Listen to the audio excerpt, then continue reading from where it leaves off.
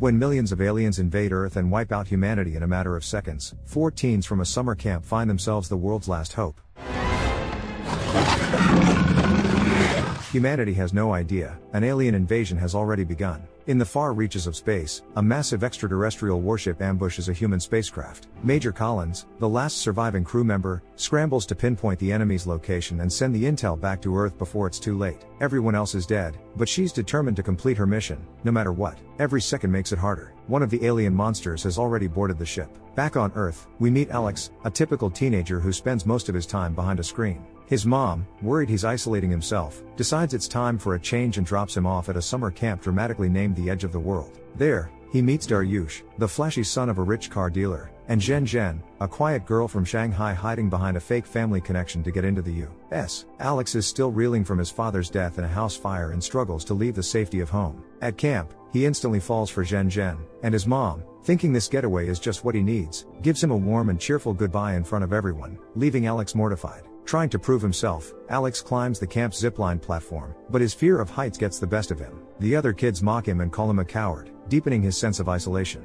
That night, he spots Zhen on a bridge, but despite his feelings, he's too nervous to approach her. The next morning, the campers head out in 2 vans to a new riverside site. They're supposed to canoe down a rocky stream, but technical issues delay the launch. As everyone waits, Alex sees Zhen slip away into the forest, alone. Concerned, he follows her, even though he's afraid and unsure if they'll find their way back. His fear is real, but his worry for her is stronger. Zhen is searching for a hidden spot from the camp brochure, and she finds it. The landscape matches perfectly, and she lights up with joy. Just then, Alex's phone rings. It's his mom. Embarrassed to be seen as dependent in front of the others, he declines the call. He's trying to prove, mostly to himself, that he's growing up. Later, Daryush tries to help Alex conquer his fear of heights by leading him to the edge of a cliff by a waterfall and telling him to look down. Alex is terrified. Right then, Gabriel, a local boy who lives nearby, steps in and tells Daryush to back off. Daryush, not used to being challenged, lashes out, but Gabriel doesn't hesitate. One clean punch and Daryush is on the ground. Gabriel quickly realizes the 3 teens have wandered too far into the woods to find their way back on their own. He offers to guide them, just as strange explosions echo in the distance. Moments later, their phones light up with an emergency alert. Martial law has been declared, and civilians are being urged to evacuate major cities immediately. Realizing they need to regroup with the others, the teens follow Gabriel to the riverbank, only to find the camp counselors have already evacuated the other kids, and completely forgotten about Alex, Daryush, and Zhen. Looking up, they see flashes in the upper atmosphere. Alex, thinking fast, suspects what they're witnessing is the beginning of an alien invasion. Panic sets in as they realize they're on their own, and the cell signal's gone. The nuclear blasts have triggered a massive electromagnetic pulse, knocking out power and communications across the region. Even the sun looks strange now, casting a sickly yellow hue across the sky. As fighter jets scream overhead, the group knows one thing. This is serious. And they can't stay here. Bears and predators roam these woods. The 4 teens hike back to camp, but it's deserted. A notice flapping in the wind reads, "Evacuation in progress. Everyone has moved down the mountain. If you're still here, call the police and wait for rescue." The only person they find is Conrad, a slacker who somehow slept through the entire evacuation. Too drunk to help or even wake up, he's useless. The group begins assessing what's left, checking food, water, and any equipment they can find. Then, more explosions. They rush outside and see it. A massive aerial battle raging above. Sleek American fighter jets dogfight with alien ships in a sky lit by chaos. It's no longer a theory. Millions of extraterrestrials are attacking Earth. Humanity is on the brink. The teens race to find shelter, but a huge blast erupts nearby, knocking them off their feet. Moments later, a jettisoned escape pod slams into the ground right next to them. Gabriel tries to open the hatch, but it's glowing red hot. They pour water on the handles, cooling them down just enough to trigger the release mechanism, and the hatch blows open. Inside, they find a wounded woman in a space suit, Major Collins. She's badly hurt and barely conscious, but manages to explain. She must reach the Jet Propulsion Laboratory 70 miles away. She's carrying a key that must be delivered to Dr. Fielding. It's their only chance to activate Project Excalibur, a last resort weapon that can destroy the alien command ship controlling the invasion. Knowing she won't make it, Major Collins entrusts the mission to the teens. Time is running out. The fate of the world is now in their hands. At the same time, an unknown, amorphous entity begins to emerge from the ship, slowly transforming into a massive alien with 4 arms. The alien attacked the capsule while it was still in space and managed to break in, but didn't have time to kill Major Collins. Now, it has made its way to Earth with her, surviving, thanks to tissue regeneration, all to prevent the alien invasion from being stopped. The creature attacks the woman and brutally kills her, then detaches part of its body, which morphs into an alien hunting dog. Realizing they're in danger, the 4 friends try to flee and hide in the camp's dining hall. The dog tracks them using only its hearing and sight, allowing Alex, Zhen, and Gabriel to hide nearby. Daryush hides in another location and, at one point, makes a mistake by dropping spoons and forks. The alien dog immediately attacks him, but the others manage to lure it into a trap and lock it in an industrial oven. Meanwhile, the alien enters the dining hall, chasing them to get the key and deny humanity its last hope for survival and victory in this war. Alex, Gabriel, Daryush, and Zhen are 4 terrified teens who have no idea what to do. In their panic, they split up, with Gabriel and Daryush hiding under the stairs in one of the cabins, while Alex and Zhen take cover in a public restroom. The monster checks every building but doesn't notice the teens hiding under the stairs. Realizing their hiding spot isn't great, Zhen suggests a desperate but necessary move, jumping into the biological waste. The teens are forced to take cover in the sewage system, when suddenly they notice someone approaching the restroom. The crazy person turns out to be the revived Conrad, who knows nothing about the alien invasion.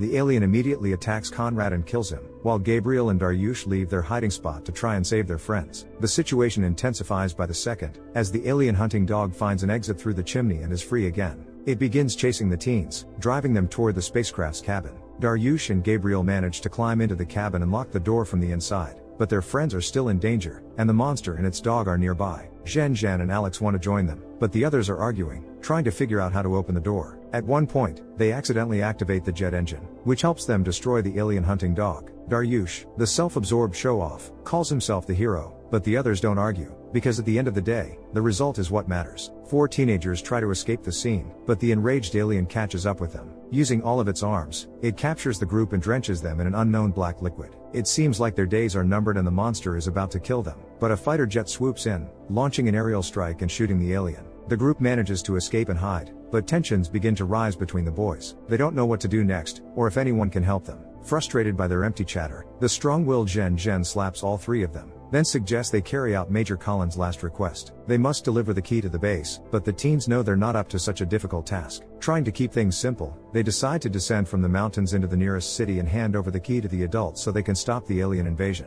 The quickest way down is by bike, but it turns out that Alex is a computer nerd who's never ridden one before. Time is running out, so the others quickly agree to teach him how to ride. When they start the descent, Alex manages to ride on his own, but his overconfidence leads to an accident. He's unharmed and ready to continue, but the group realizes that the city they're heading to has been attacked by aliens and is nearly destroyed. At the same time, the alien monster regenerates its cells and begins hunting the 4 teens again. A few minutes later, Alex, Zhen, Daryush, and Gabriel arrive in the city and head toward the police station. Due to his secrets and legal troubles, Gabriel refuses to go inside, promising to wait outside. Alex senses that Gabriel is hiding something, probably involving breaking the law, but he trusts him. Inside, Daryush finds the last police report before they abandon the building. Europe and Asia are completely destroyed, and 99% of humanity is wiped out. They are among the few survivors, with nowhere to run. Meanwhile, Alex and Zhen explore the building. At one point, Alex meets a prisoner whom the police had captured just before fleeing. The man, named Lu, begs to be released, claiming he hasn't done anything terrible. Zhen believes they have no right to condemn him to death, but Daryush doesn't trust the stranger, thinking he's a dangerous criminal. Alex hesitates but learns that Lu has a son. Torn by his own tragic experience with his father, Alex leaves the cell keys and lets Lu go when they leave. The group continues their search for any adults and suddenly encounters the US Army. The soldiers believe the kids don't belong here, but they call them true heroes when they learn about Major Collins' key. The soldiers offer the teens immediate evacuation, sending them on a bus escorted by several armored vehicles. It seems like humanity is saved, and the teens' dangerous mission is over, but the aliens attack the convoy and destroy most of the transport. Alex, Daryush, Gabriel, and Zhen escape from the damaged bus and notice the soldier to whom the key was passed. He's trapped under an armored vehicle, doomed to die, and asks Alex to complete the task on behalf of the adults. Now, the fate of humanity lies in the hands of the 4 teens, and only they can deliver the key to the rocket propulsion lab and give it to Dr. Fielding. As soon as the children flee, the aliens completely destroy the convoy and kill all the US soldiers who were escorting the valuable cargo. San Gabriel Valley, 41 miles to the lab. After covering about a third of the journey, the teens find themselves in a nearby town. They try to make sense of the alien attack and the strange behavior of the invaders, but Alex isn't focused on that. He made a promise to a fallen soldier to complete the mission, and now he's determined to follow through at any cost. Alex had always been a coward, but now he finally has the chance to prove he's more than that and face any challenge to fulfill a greater purpose. Gabriel can't hold back his tears as he finds himself back in his hometown, but he knows he can't go home. He escaped from a juvenile detention center, and his mother refuses to see him. As night falls, the teens take shelter, and Gabriel opens up about his past. When he was 10, he lost his father and had to start working. He struggles to remember numbers unless they're written down, which led to him accidentally overcharging a customer. This caused a huge scandal and accusations of theft, and when he punched the customer and broke his jaw, his mother disowned him and lost her job. She blamed Gabriel for ruining her life. Dariush, Alex, and Zhen comfort their friend, and they snap a group photo together. Later, they settle down to sleep, but they're faced with an awkward dilemma. There are 4 of them, but only 2 beds. Zhen suggests one of the guys could sleep next to her, but they need to decide who that will be. Noticing the sparks between her and Alex, Gabriel jokingly suggests they send him over. Once Alex finds himself next to Zhen, he becomes visibly nervous, fiddling with a Rubik's Cube. To calm him, she gently takes his hand, relieved that it's him who's beside her. Hours later, they're jolted awake by the sound of loud explosions. Realizing the aliens are closing in, they quickly leave the shelter and set off, only to run into a group of looters wearing terrifying masks. Several armed men pose a threat just as serious as the aliens, but their leader, Lou, stands out. He has no son and is a hardened criminal, but he's willing to let the teens go if Alex hands over the key. Lou knows it's the only weapon that can stop the aliens and could be sold for a fortune, but Alex refuses. He won't abandon the mission and is ready to risk his life to protect the key. The teens are cornered, but just then, a monster appears and attacks the looters, ripping them apart. Seizing the opportunity, the group tries to flee, only to find themselves trapped by a high fence with no way out. Realizing they have no other choice, Gabriel decides to make the ultimate sacrifice. He stands at the edge of a pool, luring the monster into the water using a taut tarp as a trap. Miraculously, it works, and they manage to temporarily eliminate the alien, giving them a brief window to continue their journey toward the lab. East Los Angeles, 12 miles to the lab. The group begins to suspect that the monster is hunting them specifically. The reason doesn't matter, but they need to figure out how the alien is tracking them. Thinking it might be their scent, they head to a mall to change clothes. Before they do, Dariush and Gabriel have a confrontation. Dariush has been acting like a spoiled billionaire's son, but now, for the first time, he admits that his father is bankrupt and in prison, and he's struggling to cope with it. He doesn't know who he is anymore and has been using insults as a defense mechanism. After talking it through, the group resolves their past issues and continues on their journey. After changing, Alex tries to talk to Zhen to understand why and how she ended up in this situation. She sees herself as an orphan, as her parents wanted a son and treated her terribly. A brochure featuring a mountain landscape inspired her to run away to the U.S., but now, the only thing she truly values is her friends. They set out again, but soon notice a Ford Mustang nearby. Realizing it's better than their bikes, they decide to take the car. Alex doesn't know how to drive a manual transmission, but Zhen is ready to take the wheel. The ride to the lab feels like a brief break, but it doesn't last. The monster finds them again and attacks. Zhen manages to shake it off for a moment by crashing into a bus stop, but the alien is too resilient and fast. Realizing they can't escape, the teens jump out of the car, sending it off the bridge. The car lands on the monster, temporarily immobilizing it, but Alex realizes he left the key in the car. He suggests going back for it, but it's too dangerous. The monster could kill them.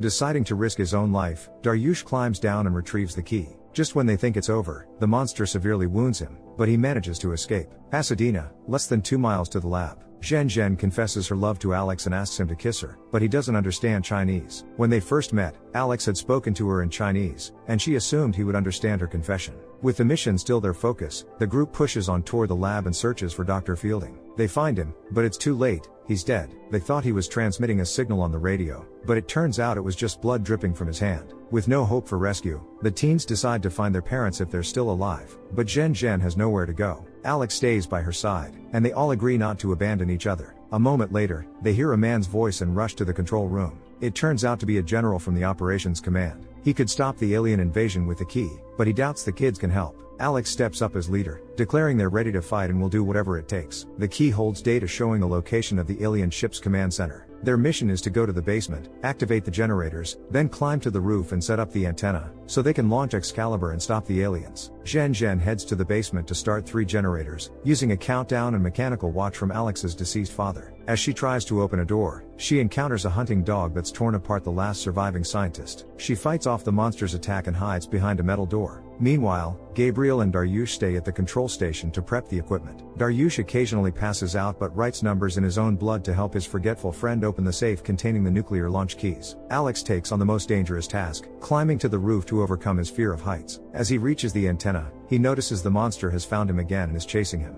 Alex manages to adjust the antenna and narrowly escapes by sliding down the wire like it's a ride. Gabriel keeps working on the equipment but needs help. Daryush has passed out again, but Zhen has escaped her trap and is ready to finish the setup. The monster breaks into the lab, and Alex decides to risk his life to draw the creature's attention to him. With the precious time he's bought them, Daryush, Zhen, and Gabriel finish setting up the nuclear weapon in space and initiate the countdown. Realizing the lab is about to collapse, the trio runs, hoping Alex can escape too. At that moment, Alex enters the rocket development section and decides to use the rocket engine's fire to destroy the monster. He manages to incinerate the alien, but he's terrified of fire due to a childhood trauma. Seeing the ghost of his father, Alex overcomes his fear and escapes the lab alive. Zhen kisses him, and the group watches as the alien ship is destroyed. The 4 teens have stopped the invasion, earning recognition and fame for their bravery. Is heroism a deliberate choice, or is it born out of desperation and a sense of hopelessness? The teens act on pure instinct, with no preparation or backup. But does that make their actions less meaningful, or does it make them more authentic? Share your thoughts in the comments, hit that like button, and don't forget to subscribe. See you in the next video.